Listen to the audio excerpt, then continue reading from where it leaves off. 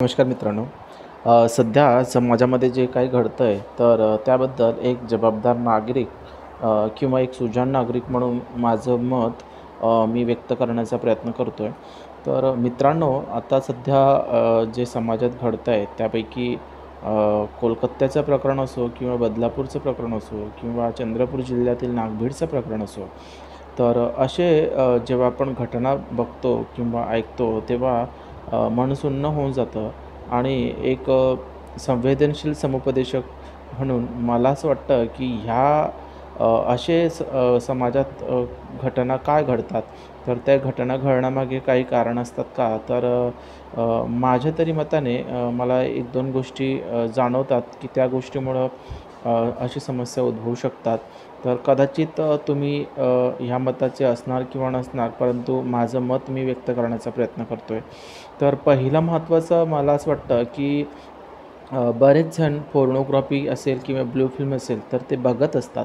तर पोर्नोग्राफीमध्ये जे काही दिसतं तर ते खरं आहे आणि जे काही प्ले केलं जातं ते योग्यच आहे अशा पद्धतीची धारणा बरेच लोकांच्या मनात निर्माण होतं आणि त्यामध्ये जे ॲक्ट केले जातात, त्या पद्धतीचे जे प्ले करतात किंवा त्या पद्धतीनं सेक्स करतात तर ते आपण करावं म्हणून समाजात जेव्हा आपण बघतो तर ते मग आपण करण्याची इच्छा निर्माण होणं अशा गोष्टी जास्त प्रमाणात होत असताना असं दिसून येतं.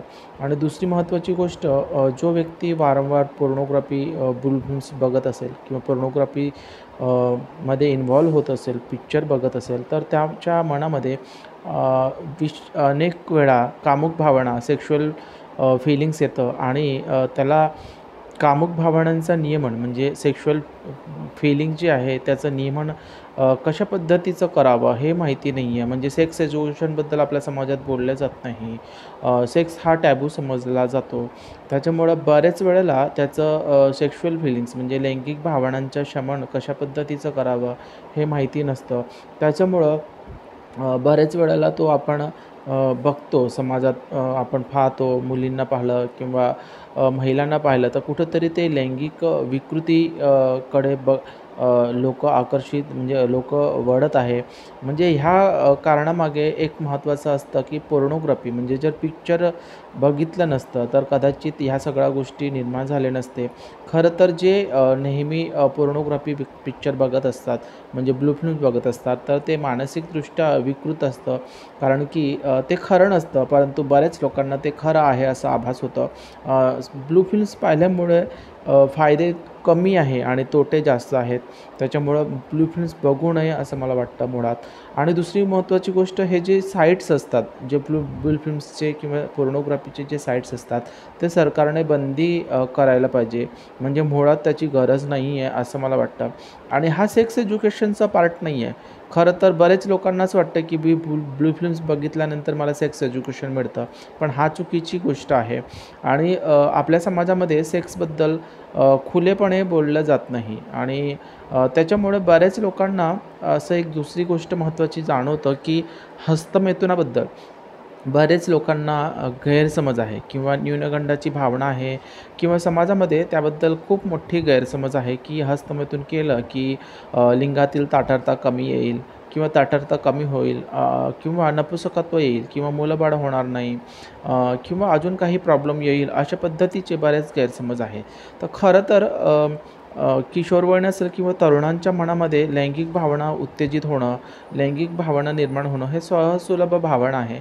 अशा वेळेला हस्तमैथून हा एक चांगला पर्याय आहे आणि बरेच वेळेला ह्या गोष्टी कोणी सांगत नाही किंवा कोणी बोलत नसतात.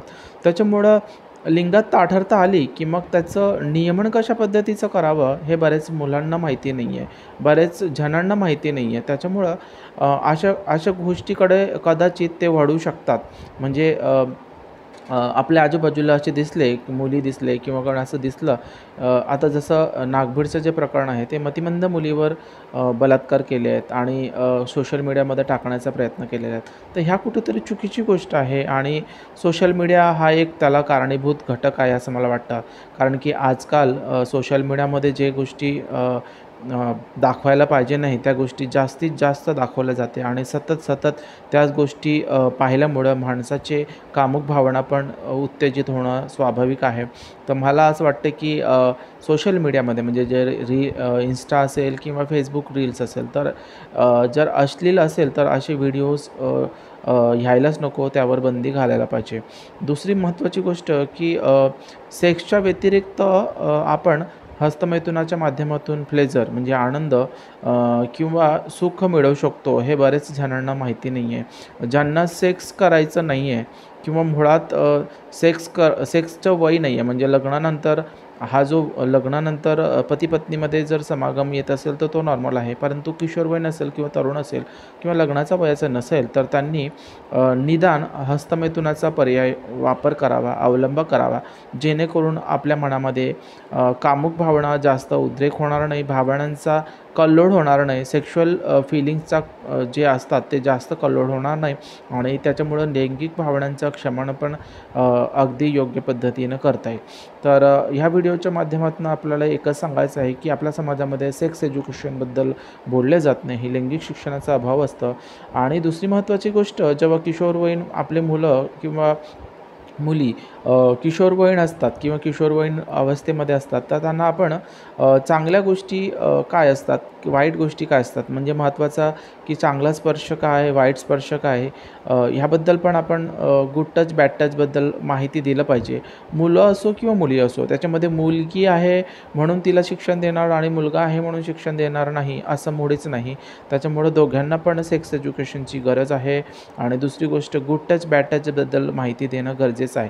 कारण की रिसर्चमध्ये असं दिसतं आहे की मुलांवर पण किशोरवयीन मुलं असेल तर त्यांच्यावर पण घरातील ज्येष्ठ मंडळींनी लैंगिक शोषण केल्याचं किंवा त्यांच्यासोबत वाईट कृत्य केल्याचं प्रकरण आपल्याला दिसतं. म्हणून आपण मुलांना पण शिक्षित केलं पाहिजे, मुलांना पण एज्युकेट नक्की केलं पाहिजे असं मला म्हणायचं आहे.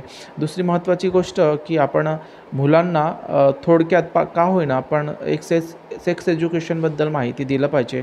सेक्स एज्युकेशनमध्ये या सगळ्या गोष्टी आपण समजावून सांगितलं पाहिजे की मुलगा असेल की मुलीसोबत कसं वागलं पाहिजे, म्हणजे त्यांचं संस्कार कशा पद्धतीचा असायला पाहिजे, विचार कशा पद्धतीचा असायला पाहिजे, कायदे काय असतात की असं जर केलं तर काय होऊ शकतं, पोस्को ॲक्टबद्दल आपण नक्की सांगायला पाहिजे. मुलीला पण सांगायला पाहिजे की आपण अशा वेळी म्हणजे जर आपण प्रवास करत असो किंवा शाळेत जात असो किंवा कॉलेजमध्ये जात असो तर आपण स्वतःची बचाव कशा पद्धतीने केली पाहिजे याबद्दल माहिती दिलं पाहिजे. आणि असं काही वाईट घडत असेल तर आपण संबंधितांना नक्की लगेच सांगणं गरजेचं आहे, याबद्दल तिला बोलतं केलं पाहिजे. आणि थोडक्यात तिला काही गोष्टी सेक्सबद्दलच्या लैंगिक शिक्षणाबद्दल पण थोडक्यात माहिती देणं गरजेचं आहे, जेणेकरून अशा गोष्टी आपल्या समाजात घडू नये. आणि जेव्हा आपण बघतो तेव्हा समाजात अशा घटना घडतात तेव्हा बरेच लोक कमी होण्याचा कमी असेच प्रकार कमी व्हायला पाहिजे. परंतु असं होतं आहे की बऱ्याच वेळेला की सोशल मीडियामध्ये बघून पण बरेच लोक उलट जास्त पद्धतीने अशा पद्धतीचं करू, अशा पद्धतीचं कुठंतरी विकृत मानसिकता पण निर्माण होताना दिसून येतं. तर हे पण मला असं म्हणायचं आहे की हे खूप चुकीचं आहे मित्रांनो. कारण की आपण समाजाचे घटक आहो आणि आपण सुजाण नागरिक आहो, आपल्यामध्ये सुसंस्कृतपणा असली पाहिजे आणि आपण माणसं आहो, जनावरं नाही आहोत.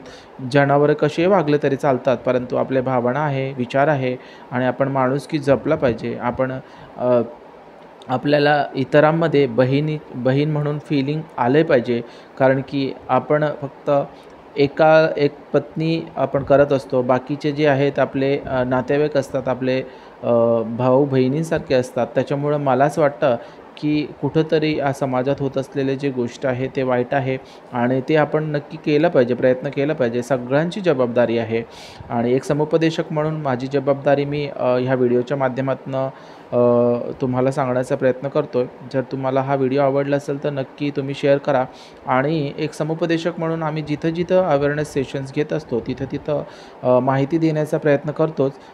तर तुम्हाला पण एक रिक्वेस्ट आहे की तुम्ही पण जिथं तुम्हाला शक्य होईल तिथं एक जबाबदार नागरिक म्हणून ह्याबद्दल जागरूकता निर्माण करावा अशी सगळ्यांना विनंती करतो. आणि हा जर व्हिडिओ तुम्हाला आवडला असेल तर तुम्ही नक्की इतरांपर्यंत शेअर करा. Thank you so much.